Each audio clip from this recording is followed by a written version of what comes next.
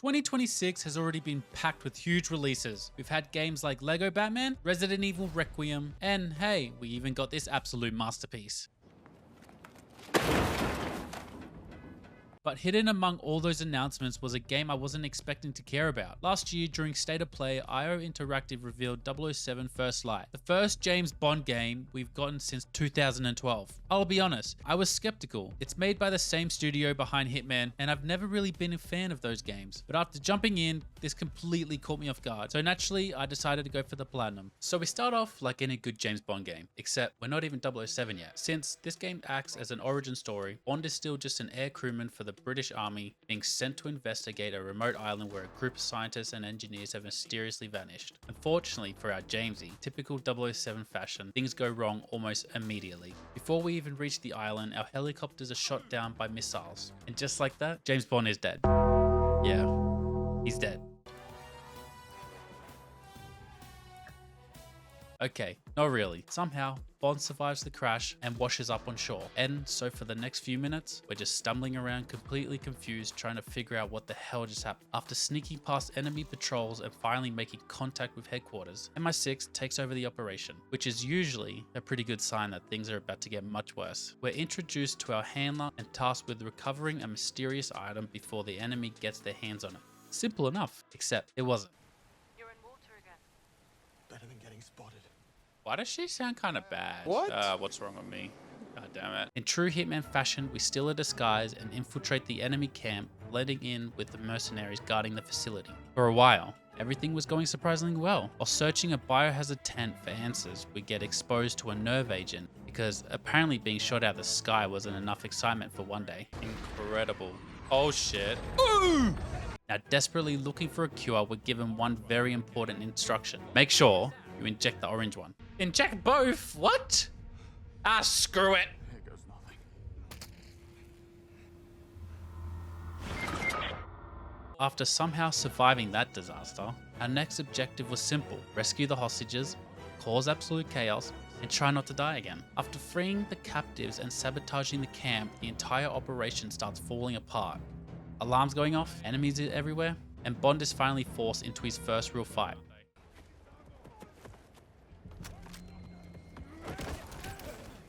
Get it, Bond! Oh! Oh!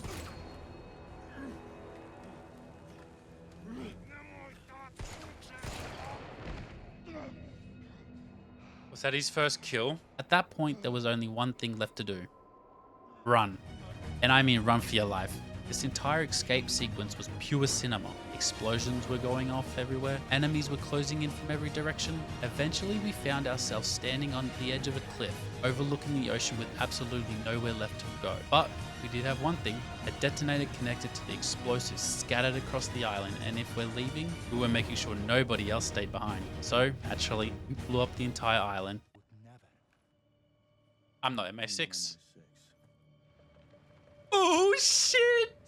Oh! And with that, chapter 0 came to an end and our first trophy of the story popped. First trophy. Fast forward a month after the events of Iceland, and we're back at MI6 headquarters. This is where we finally meet Moneypenny, the woman who was helping us throughout the first mission. After giving us a tour of the building, she takes us all the way to the top floor because apparently the big boss wants to see us. And by big boss, I mean M, also known as Mom, also known as... Actually, no, that's pretty much it. Just M. During the meeting, she tells us that she's bringing back the 00 program, and conveniently enough, she wants us to join her, which is honestly surprising considering our last mission ended with us getting shot out of the sky, poisoned by a nerve agent, and blowing up an entire island. Naturally, we agree. Before long, we're shipped off to Malta to begin training. We also learn that the 00 program was shut down years ago after a series of incidents. Exactly what those incidents were, we'll find out later. But since M is now running MI6, she's determined to bring it back. Once we arrive in Malta, we meet our instructor Greenway, or as I spent the entire game calling him, Morgan from The Walking Dead. The first thing this guy does is tell us that we don't belong here. Apparently we haven't earned our place. So, to prove his point, he throws us into a fight against Monroe, who is a complete ass. Oh! Oh, how do I parry? Oh, we're getting our ass kicked. Hey!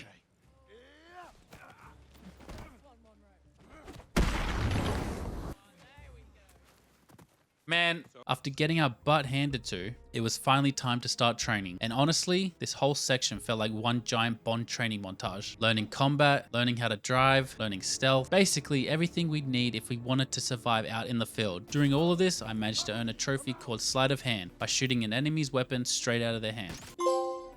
Sleight of hand, hold on, pause. Disarm an enemy by shooting a weapon from their hand. Oh. Towards the end of the chapter, we ended up getting into a rematch against Monroe, who at first hated us, so we fought and scuffled throughout the camp. After destroying half the training grounds and beating each other senseless, we ended up becoming homies. So we laughed it off, earned his respect, and wrapped up our first training session. After returning to MI6, we finally start getting a look behind the curtain at some of the stuff this organization has been hiding, including a super advanced AI called Thea, which, considering all the media behind AI, this definitely won't cause any problems later, right? No. After that, we're taken down a Q's lab where we finally meet Q himself. And yes, he's exactly the kind of person you'd expect to have an entire room full of gadgets and things that probably violate several international laws. This is also where we get our watch, which ends up becoming one of the most important tools in the entire game. Using it, we're able to hack security systems, manipulate the environment, and generally make life difficult for anyone standing in our way. We also get assigned a new place to live, and more importantly, we get introduced to our new teammates, Monroe and Cressida, who I may or may not have been slightly distracted by. Anyway, before getting sent into the field, it was back to the training facility, except this time things were a little more serious. Instead of basic tutorials, we were thrown into much more realistic scenarios that tested everything we'd learned so far. Pretty much all the skills we'd need as a future 00 agent. After completing the final training exercises, we officially graduated from the 00 program, and after one final cutscene with Cressida, we popped another story trophy, and we're finally getting into the real game. Now that we've officially graduated from the 00 program, the team decides to celebrate with a night out at a club. Unfortunately, this is the MI6, which means there are no days off. Shortly after arriving, we receive a message informing us that this whole thing is actually a field test. Before continuing with the mission though, let's just listen to the music on in the club. Ooh, ooh, ooh. Oh yeah. Our first objective was simple: find a contact dressed in red and get the intel. Easy enough, except we immediately made things harder for ourselves by talking to the wrong person. And trust me, that decision comes back to haunt us for the rest of the mission. No. Wait. Eventually we find the actual contact and give him the correct passphrase. He tells us to head to the bathroom and retrieve a tablet so we can figure out which targets each team has been assigned. Simple, at least it was supposed to be, because while we're investigating, we run into this guy. Remember that woman I mentioned earlier? Yeah. This is her boyfriend, and for some reason, he really doesn't like us. After dealing with him, our next objective was to investigate Joshua Pike, one of the targets believed to be carrying important intel, which sounded easy. Just get close, hack his phone, and walk away. Except, guess who showed up again? Yep, the woman in red. After successfully hacking Pike's phone, we discovered that he's planning to meet a contact somewhere inside the club. So before that meeting could happen, I dragged him into the back room and locked him inside. Problem solved. With Pike out of the way, it was finally time to meet the contact ourselves. And honestly, everything was going surprisingly well. Until, you guessed it, it's her again. I told you, opening Pandora's box was a mistake. At this point, I was convinced she wanted James Bond to bond with her. Oh my god! Anyway, after somehow keeping the mission alive, we finally headed for the exit. Mission complete, or so I thought. Because before we could even leave, surprise, it's the boyfriend again. Oh, it's this guy again, seriously? I beat your ass before. After beating him senseless alongside Monroe, we finally escaped the nightclub, and that's when we finally popped the trophy for this story segment. Shaken, not stirred. Another trophy. Right after earning that trophy, our next assignment immediately kicks off. And this is where the story really starts to take shape. A rogue agent known as 009 has resurfaced after spending nearly a decade off the radar. Apparently, he's claiming to have information that could completely disrupt the chain of command within MI6. The catch? He'll only speak to Greenway, which starts making a lot more sense once we learn that the two used to be partners back in the day. After a briefing from Moneypenny, the team heads to Slovakia for the World Chess Tournament, because that's where 009 is supposed to be. As soon as we arrive at the hotel, we spot this suspicious bellhop, which, by the way, I had no idea they were called bellhops. I just call them bagmen. This entire mission basically turns us into hotel detectives. We're eavesdropping on maids, guests, pretty much anyone who looks like they know something. Eventually, we learn our mystery bagman was last seen near the laundry room. After a quick stealth section, which was easy because I've platinumed enough Assassin's Creed games to qualify as a professional stalker. Yeah, now that I look back at that, it sounds bad. 911. Officer, right there. Come on in, fella. Once outside, we run into Monroe and fill him in on everything we've learned so far. After more investigation, we hear reports of strange noises coming from room 206. So naturally, we break into room 205. No, seriously. We had to climb through the window to get into 206. Once inside, our job was pretty simple. Search the room, collect clues, figure out what happened. Nothing too exciting. At least, not yet. While leaving the room, we run into a maid. And trust me, remember her. She's important later. Following the trail eventually leads us to my favorite thing in video games. Puzzles. Oh my. More than blind luck. Hold on, what wasn't that? What animal or something was it? It was the goat? Lion? Chimera?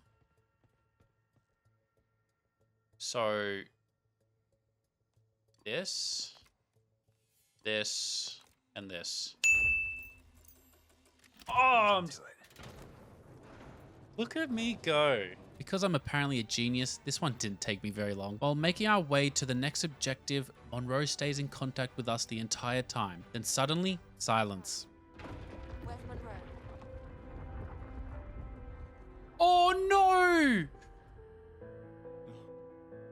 No way, no way, no way, no way, no way, no way, no way.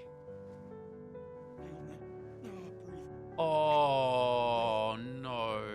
Yep, Monroe is dead. Honestly, it was pretty sad. Monroe was the homie. But before I even had time to process that, we're immediately thrown into our first mini-boss fight against the blonde guy we've been chasing the entire mission. After beating him, I then tried to defuse the bomb. However, another blonde guy showed up. And it turns out they are identical twins. Oh my god. There's two of them? So now we have two guys to beat off. Beat up. You need Jesus! After dealing with the twins, our next objective was to disarm a bomb. And let me tell you, that was way more stressful than it needed to be. Oh god, oh god, oh god, oh god, oh god, oh god. The green one! The blue one! Oh my. Eventually, I managed to disarm it, and for a brief moment, I thought we were in the clear. Turns out there was a second bomb, and let's just say, it absolutely blew our back out, and with that, another story trophy pops. Somehow, James Bond just stands up and walks off the explosion like nothing ever happened. You know, despite getting our backs absolutely blown out 5 seconds earlier. Cressida wasn't quite as lucky though, since we had to help her get unstuck from the rubble. As soon as we free her, we spot 009 making a run for the exit. And just like that, the chase is on. License to kill. Oh, come on! 009 jumps into a vehicle and takes off across Slovakia. And honestly, this whole sequence was pretty cool. We're speeding through villages, roads, and countryside trying to catch up before he disappears again. Eventually, we manage to catch up to him. But before we can get our hands on him, he abandons the vehicle and heads straight for an airstrip. What follows is one giant firefight as we push our way through wave after wave of enemies trying to reach him. Somehow, during all of this, I managed to unlock a trophy for shooting an enemy before he could throw a grenade. Oh, short fuse, what was that? Shoot an enemy while he's throwing a grenade. Eventually we boarded the plane and we do this hacking stuff and it allows us to manually lean the plane left and right. Unfortunately, things go about as well as you'd expect. And before long, the whole thing is going down. So then there was this absolutely awesome skydiving sequence. Our goal was pretty simple, find somebody who already had a parachute. After borrowing his parachute, we make our escape, then that concludes this chapter. And with that, another story trophy pops. Skyfall! Jump out of a plane in Slovakia. Oh, that was... After escaping the plane, the game hits us with a bunch of cutscenes, showing the aftermath of everything that just happened. And honestly, things weren't looking great. Most of our team was either dead or missing. After getting debriefed, we're given our next assignment, track down 009, which eventually leads us to a place called Aleph. And the best way I could describe Aleph is, imagine if the dark web became a real city. Criminals, mercenaries, arms dealers, Pretty much anyone you wouldn't want as a neighbor. And conveniently enough, this is where 009 is allegedly hiding out. After wandering around the market for a while, we finally spot the man running the entire operation. The problem? Actually getting close to him. To attend his private auction, we needed two things, an invitation and 100,000 US dollars, which was slightly inconvenient considering who the hell carries that much money on them. So for the next little while, I basically went and did a few side quests, arms deals, shooting ranges, and occasionally getting punched in the face during an underground fighting tournament, which definitely took longer than I would like to admit. Oh!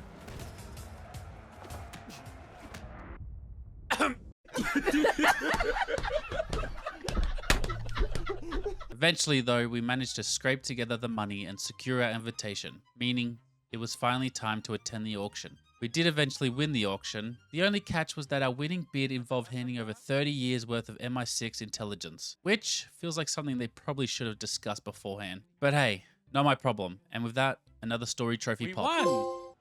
Win, lose or die.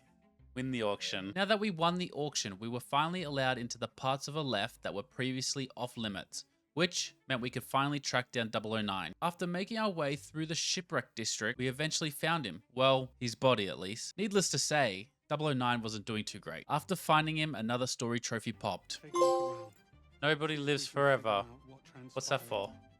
Find 009's body. Unfortunately, before we could do anything else, a bunch of Aleph soldiers showed up at the door and well, they knocked us both out. Then, the next thing we know, we wake up hanging above a pit full of crocodiles, which is honestly a pretty terrible way to spend an afternoon. Turns out Bavois had figured out that we weren't exactly who we claimed to be. So his solution was simple, feed us to the crocodiles. Fair enough. As we're slowly being lowered into the pit, Greenway finally awakens. Like, this man slept through the entire kidnapping and apparently most of his own execution. Once he realizes the situation, he then yells out Harmony. The second he hears her name, everything changes. Suddenly, we're not getting fed to the crocodiles anymore. We're getting pulled back up, and just like that, we walked right out of there, and hey, he even gave us a car. Anyway, we then drove over to this shipwreck that 009 had led us to earlier, because apparently he had left behind a briefcase containing information what was actually going on. At this point, we still didn't even have the full picture. In fact, it seemed like somebody else had been pulling the strings this entire time, which is usually never a good sign. Before we could look into it any further though, a bunch of enemies showed up, and that kicked off one of the biggest combat sections in the entire game. And let me tell you, I died a few times here.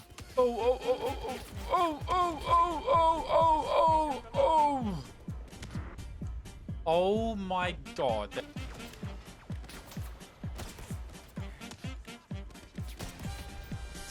Ow, ow, ow, ow, ow. I'm dead again. Oh my god. But honestly, this mission reminded me why I was enjoying this game so much. The gunplay is great, the hand-to-hand combat is great, pretty much everything about the gameplay just feels so satisfying. During all the chaos, I also managed to unlock another combat trophy called He'll Live by shooting an enemy in the legs and knocking him out.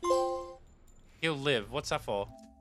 Knock out an enemy by shooting him in the legs. I shot him in the butt, but okay. Eventually, after fighting our way through what felt like an entire army, the objective became pretty simple. Just keep running until Greenway arrived with the getaway car. While escaping, a cutscene played out, and things immediately went from bad to worse when our car got hit by an RPG. After surviving the crash, we were thrown into yet another combat section, where we basically had to hold our ground until we completely ran out of ammo. And once that happened, the boys started saying their goodbyes, which honestly wasn't a great sign. Luckily, before things got too depressing, Bava showed up out of nowhere and saved us. And with that, another story trophy pop.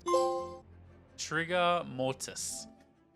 Escape the ambush alive. Now, after that absolutely insane assignment, M finally tells everyone to go home and take a few days off to recover, which honestly sounded great because ever since joining MI6, we've basically been working non-stop. So we finally head home thinking we're about to get some well-earned rest. And before we can even put our feet up, an assassin jumps us, which I don't think is very fair, by the way. It's my day off, goddammit. After dealing with him, we hear a noise coming from the kitchen, and sure enough, there's another assassin, because apparently one wasn't enough. We make quick work of him, and during the following cutscene we try to get some answers out of him. Unfortunately, before he could even tell us anything, a sniper takes him out, which leads into one of the coolest sequences in the game. We're sprinting across rooftops, dodging sniper shots the entire time while trying to figure out where he's hiding. Eventually we climb up a crane and take control of it. The plan? crash the crane into a building so we can reach the sniper, which is definitely the safest and most reasonable solution. After making our way across, we finally get a good look at who the sniper actually is. And what do you know? It's one of the Muerto twins. Muerto? Whatever. Murto. Which, yes, we had learned their names by at this point. And with that, another story trophy pops. After that, we made our way to the Webb Gala, a massive event hosted by Nicholas Webb, who, as far as I could tell, was basically the richest and most powerful man in Europe. This guy had his hands in everything: the economy, politics, even a huge amount of MI6 funding. And considering all the rumors surrounding him, let's just say he wasn't exactly giving off good guy vibes. Our objective here was pretty simple: find the assassin who escaped into the gala. The problem? This place was absolutely massive. And if there's one thing I'm good at, it's getting completely lost in video games. There was one section in particular where for some reason found it to be impossible without dying. I'm going to... I'm dead. Damn it! I died again! I just wanted the freaking key card. I'm dead. Oh my...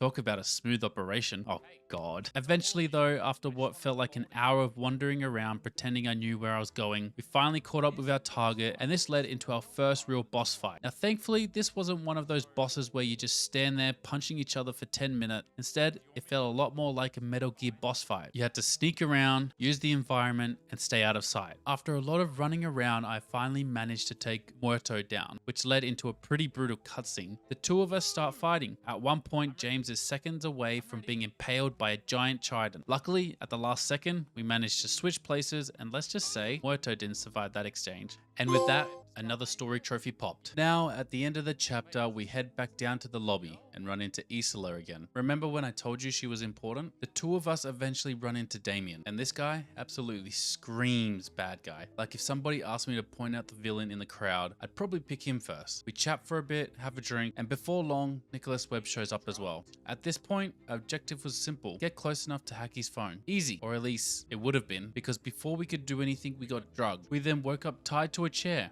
Kinky, am I right? Oh, Isola is here as well. Then comes the big surprise. And by surprise, I mean something everyone saw coming from a mile away. The Webbs were the bad guys. Shocking, I know. After that, we're left alone with Damien and have to distract him long enough to hack his phone. And honestly, this mechanic was pretty cool. You could either stall for time or provoke him. The only problem was if you pushed him too far, he'd just kill you. Eventually, we managed to get the information we needed, and from that point onwards, the next 45 minutes basically turned into one giant escape sequence. Stealth, combat, more stealth, more combat. It then all ends with us escaping in a lorry, or as normal people would call it, a garbage truck. Eventually we manage to regroup with Greenway, mission comes to an end, and with that another story trophy pops. Agent under fire. Escape in the bin lorry. Now moving straight into the next chapter, we team up with Greenway once again and head over to Webb's tech company, Perch. At this point, we're trying to figure out what the hell Nicholas Webb is actually planning, because everywhere we go, things somehow keep getting worse. The first half of this mission was honestly pretty uneventful. It mostly consisted of making our way through the lower levels of the building, which would have been fine if I wasn't completely lost the entire time. I swear I spent about 45 minutes wandering around trying to figure out where the game wanted me to actually go. At one point, I even had to restart.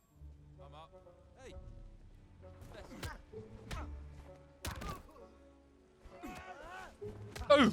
Oh! So I dodged the one. I dodged that!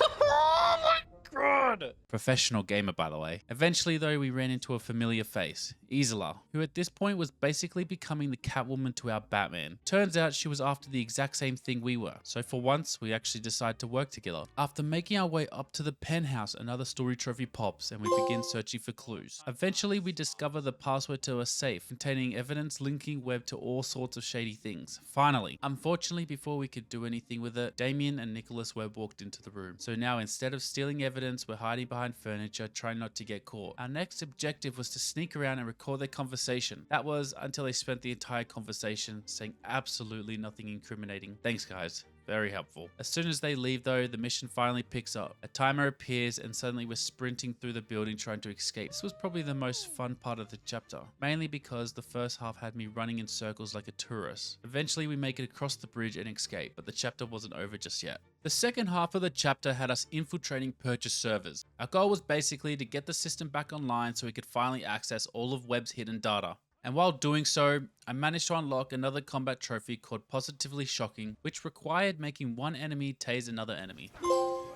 What the heck just happened? Oh my god. Whoa, trophy. Positively shocking. Make an enemy taser another enemy. And I'm dead. After turning the servers back online, we finally got access to the files and discovered something pretty massive. They are the super advanced AI that MI6 had been relying on this entire time was completely flawed. And to make things even worse, Nicholas Webb and his son had apparently been covering it up for years. So yeah, not exactly ideal. Unfortunately, before we could dig any deeper, the man himself showed up. And his solution to the problem was pretty simple: gas the room and kill us, which honestly felt a little rude. This then kicked off another huge combat section where we basically fought our way through what felt like half the company's security team. And let me tell you, there were a lot of people trying to kill us. After fighting our way through wave after wave of enemies, we finally made it to the extraction point where Greenway was waiting with the helicopter. We jumped on board, got the hell out of there, and with that, another story trophy popped. The next chapter ended up taking a pretty big detour from the usual story. Instead of infiltrating secret facilities or getting shot at for 5 minutes, we were sent to a luxury villa resort in Vietnam. And honestly, the place was beautiful. I can't even lie. Our objective here was to make contact with 3 VIPs. The first was Teresa Lorca, and Jesus Christ. Oh. I've been known to experiment.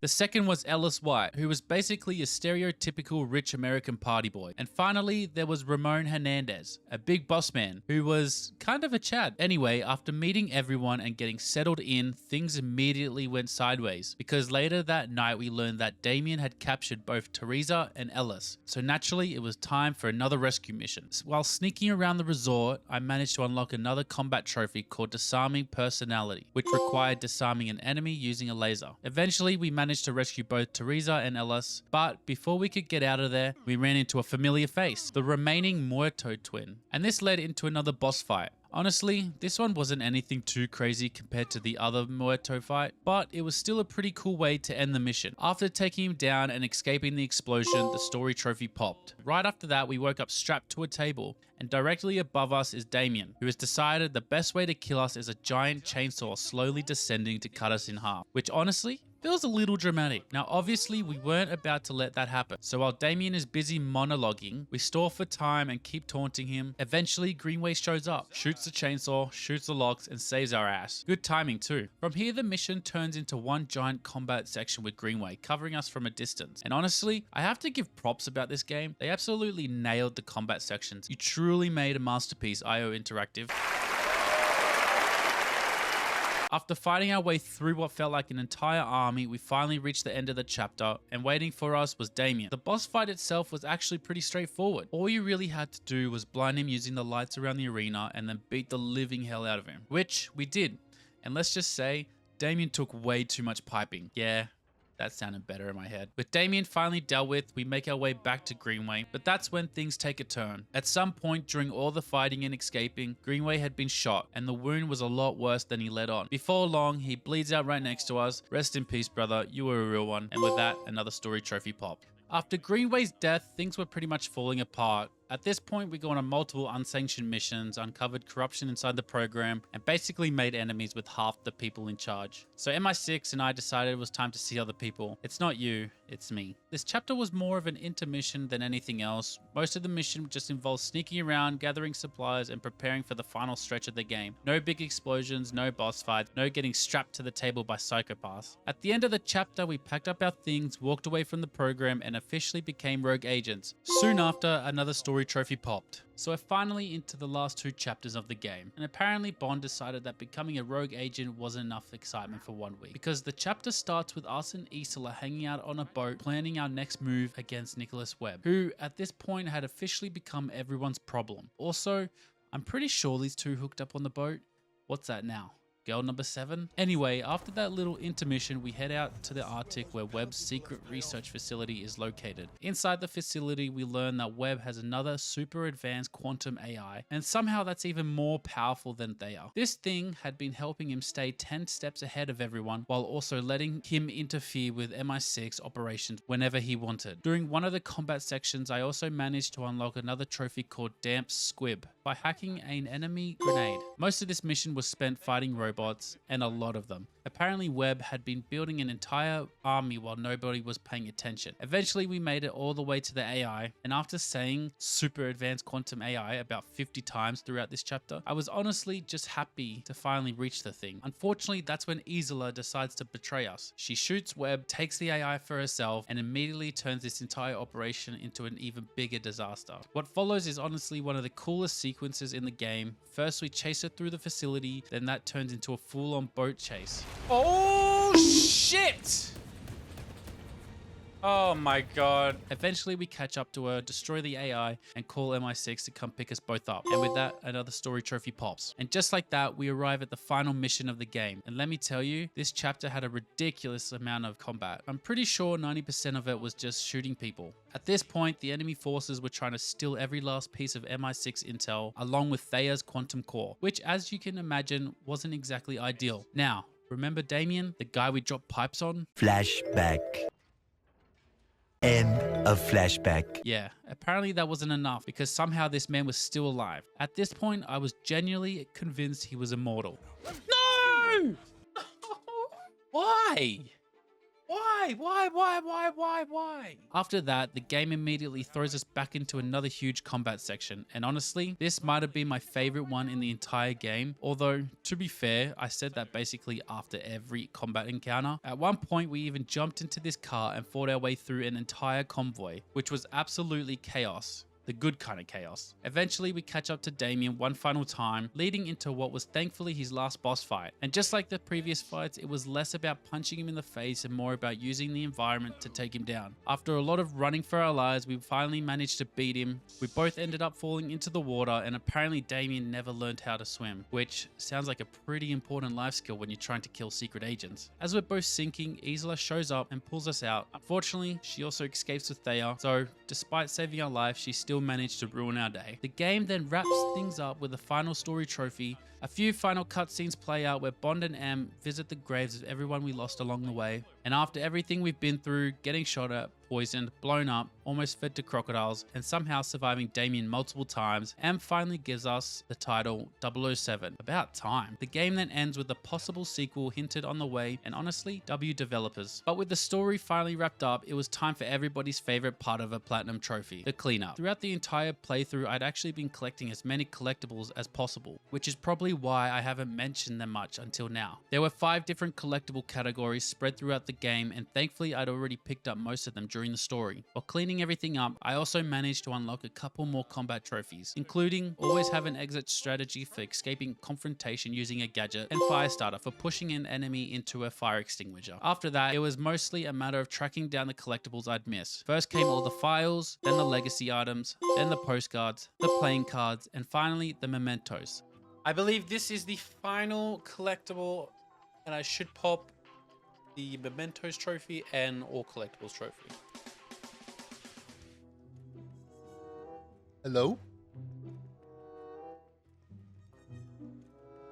Did I do something wrong?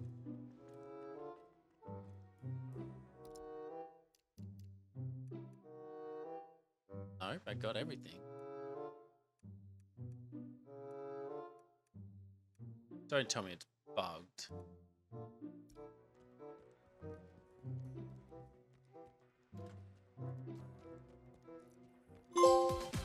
Why was that so delayed? Anyway, recovered assets, collect all mementos, and then I should get a trophy for collecting all collectibles. There we go. A collector's habit. Find all collectibles. With the collectible cleanup finish, there was only one thing standing between me and the platinum. Taxim, which is basically the game's side mode, where it throws you back into story location and gives you different objectives to complete. Sometimes you're collecting intel, sometimes you're eliminating targets. During this grind, I managed to unlock the final combat trophy in the game, Soft Landing. There we go, soft landing. Tackle an enemy over a ledge. Why was that so much more difficult than it sounds. And with that, every combat trophy was finally done. From there, it was mostly just a matter of cleaning up the remaining TAC-SIM trophies. First was for playing an escalation mission, which naturally led into readiness is all for completing a tier 3 escalation. After that, I knocked out another trophy called What If for completing an operation, leaving me with just one trophy left before the platinum. And that was to achieve clearance level 3. Thankfully, this one wasn't too bad. I basically just had to keep grinding TAC-SIM missions until my level was high enough. A bit grindy, but nothing too painful. Eventually, the trophy popped, and with that, the platinum trophy popped straight after. Oh! Whoa, whoa, whoa, whoa, whoa, whoa, whoa, whoa! Keep moving forward. Oh, I didn't even do anything, but okay. Achieve clearance level 3. And the name's Bond. James Bond. Collect all trophies. So that was my journey to the platinum trophy in 007 First Light, and honestly, this game is an absolute banger. 2026 has already been packed with incredible releases, and somehow this ended up being one of my favorites of the year. The story was great, the combat was great. I'm genuinely sad it's over, especially knowing we'll probably be waiting a long time before we see a sequel. But if you did enjoy the video, be sure to leave a like and subscribe so you can find your way back for the next platinum journey. And let me know down in the comments what game you'd like to see me platinum next. Thank you all for watching, and I'll see you in the next one.